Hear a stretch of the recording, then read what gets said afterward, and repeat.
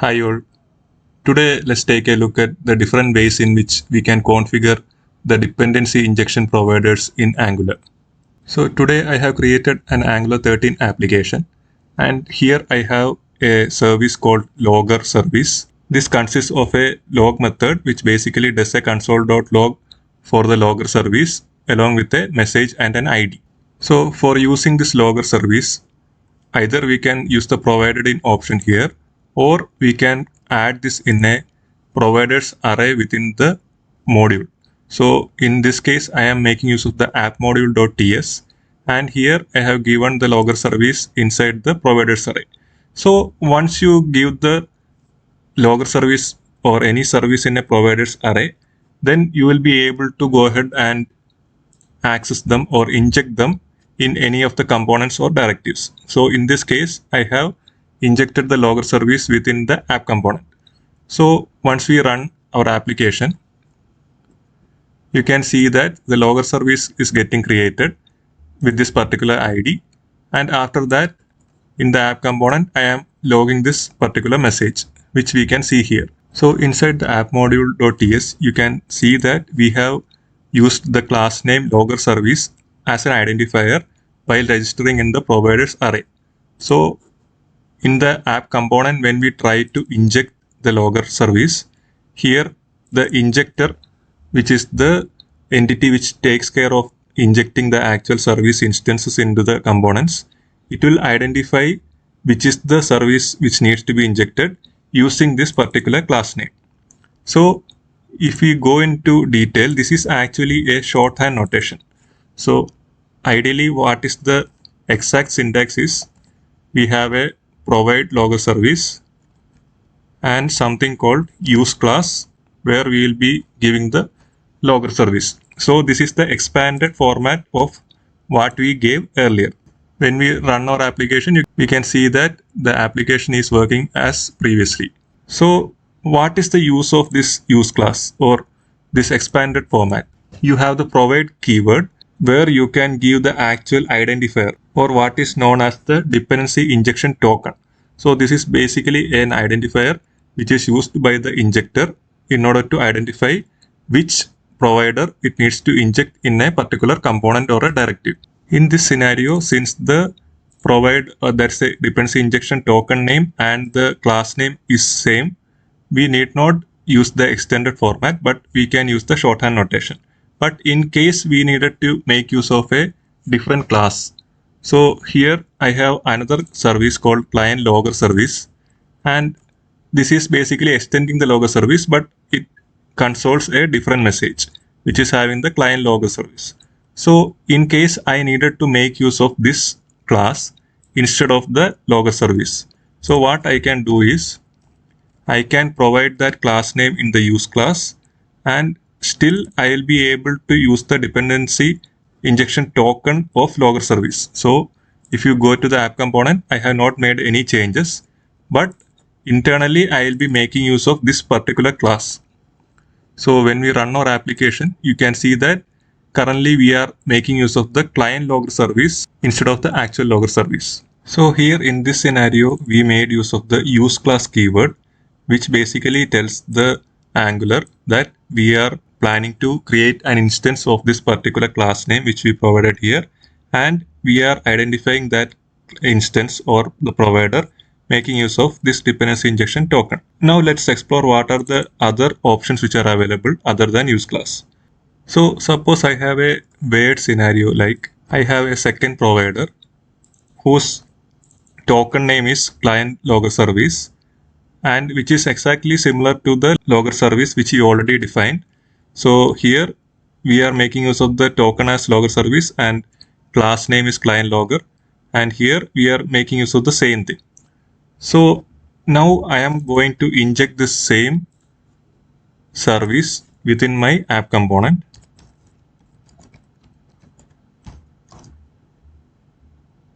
I am naming it as new logger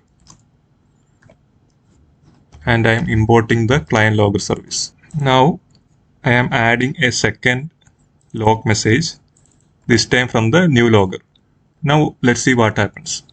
So here you can see that actually two instances of the logger service has been created. That is, the client logger service has been created. And when we try to actually log the message from the app component constructor, you can see that the ID of our service which we have given here. So here in the logger service, whenever we create an instance, I am assigning an instance ID. So that is actually different. So what I intended to do was that I wanted to create an alias name for our service. But since I made use of the use class, what happened instead is actually I ended up creating an additional instance of the client logger service. But what I actually wanted was I needed to provide a alias name to the logger service. So in order to do that, what I can do is we can make use of the use existing keyword, and here actually I need to refer to the logger service. So what I can do is that I can provide the use existing and provide the token name which I need to refer as the alias. So what happens is initially it will create a token named logger service with this service instance, and now I am making use of the same instance, this client logger service instance. I am referring to using the use existing. So now when we run our application, you can see that only a single client logger instance is created. This is because we are actually making use of an alias to refer to the already existing instance of our provider. When we try to log, you can see that we are logging through the same ID. That is the same instance we are calling when we try to refer it as the logger or the new logger. So this is the difference between the use class and the use existing. Now let's explore a scenario in which actually I wanted to inject a value that is not a class like which we created earlier, like a client logger service or any service which is basically a class. Here I want to actually make use of a value which can be injected into any component or directive. So for that there is a key called use value. So previously we have seen the use class and use existing. Similarly, we have the use value. And in this scenario, what I want to do is I basically want to make use of this particular object and I need to inject it in any component. So what I can do is I can use the use value and provide the name. And now we need to provide an identifier which we can make use of the provide key. And here what is extra is that we need to create a identifier or a dependency injection token. Since we are not making use of a class, we will not be able to provide a class name. So what we need to do is we can create something called a injection token. So here what I have done is I have created a new injection token which is of the type app config. This is basically of the type of this particular configuration which we see here. That's the API URL which is of string and log type which is an enum log type. So I have created an interface here of that particular type and I have provided that here, and I am giving a name for this injection token. So I created this injection token and now we will be able to make use of this token in our provide. So here I am basically importing that, and now I will be able to inject this particular config within our component. So now let's see how we can do that. So if we try to create a new instance, like I am directly trying to import that. So let's see what happens.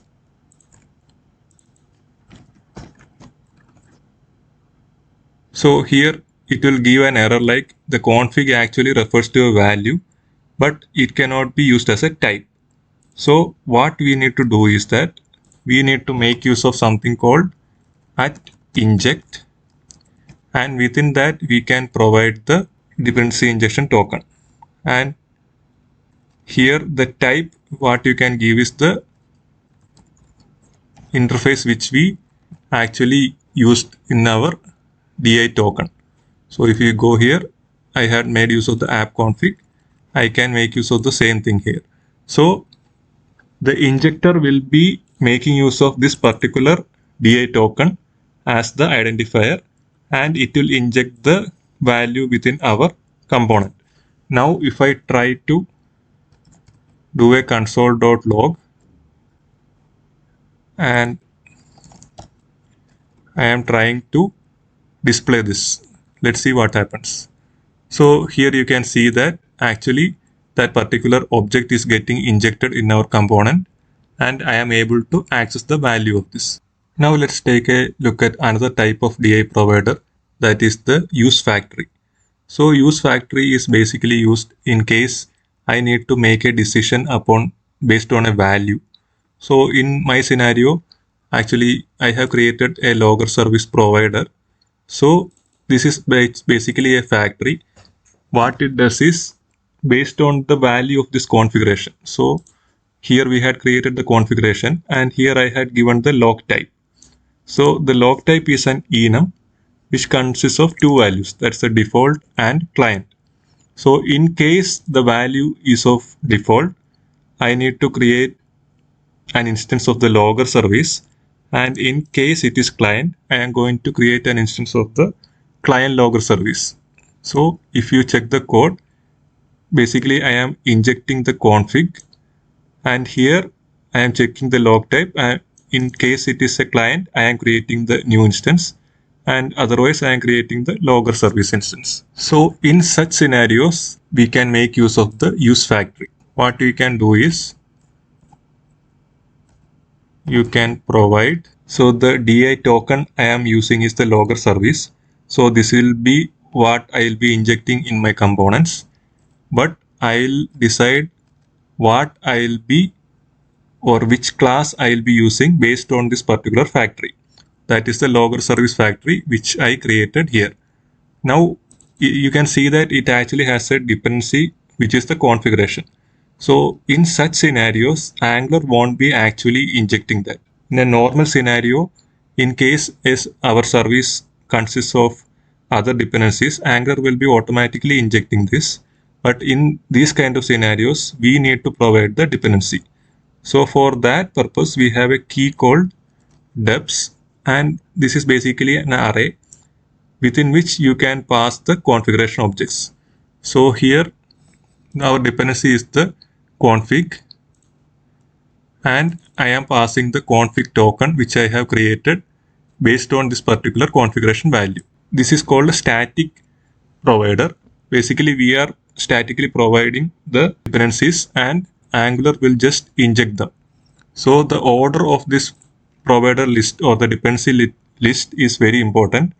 In case we mess up, like actually we need to, for example, here I had a second dependency, maybe HTTP, just for example, and I had the HTTP client. So this is the second dependency I actually needed to inject, and suppose I messed up and I created the HTTP client here, and I passed in this order, that's HTTP client first and the config here, but here it is the other way around.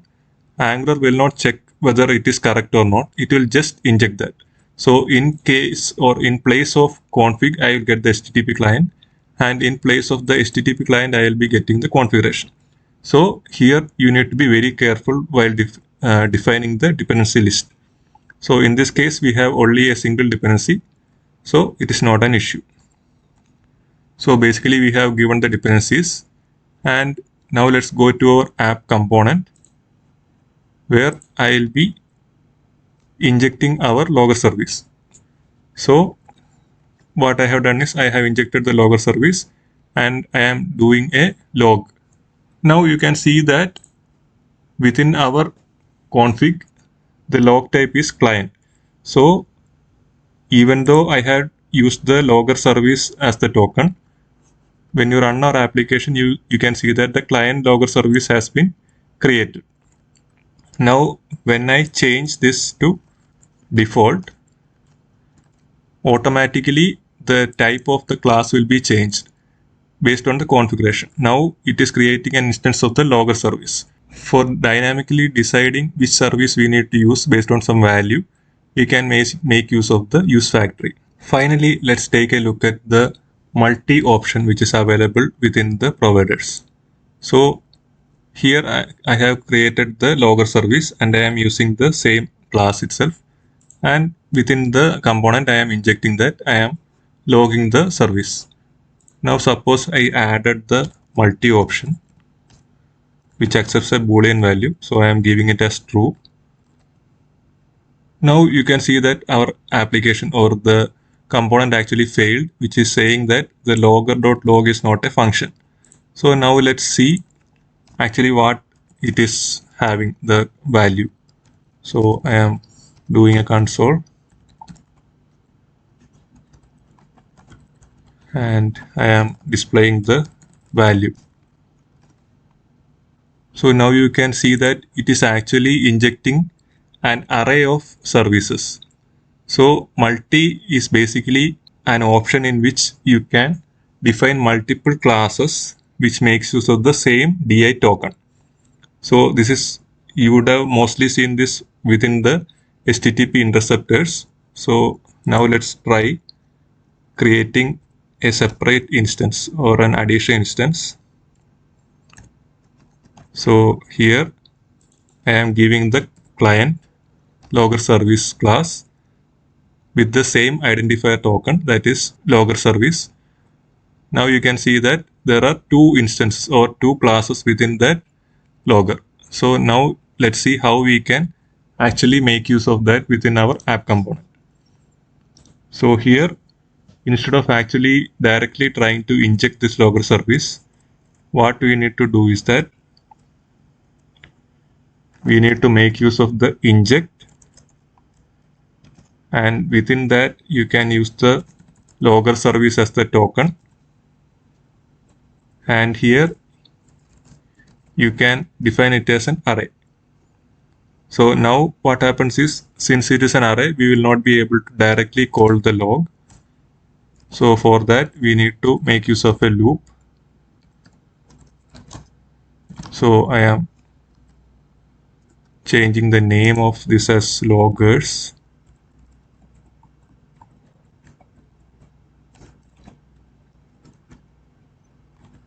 And I am removing the logger. So what basically I am doing is I am accessing these classes or class instances in a loop, and I am trying to log it. So now you can see that actually I am able to log that, and here actually I am able to access both my logger service class as well as the client logger service class. So while making use of the multi-option, you must implement a single interface for all your classes. Otherwise, you will not be able to access them in a common way. Most of the scenarios we will be using it only within our HTTP interceptors. Hope you are able to get a good idea about the different ways in which we can configure the dependency injection providers within Angular. See you soon. Thank you.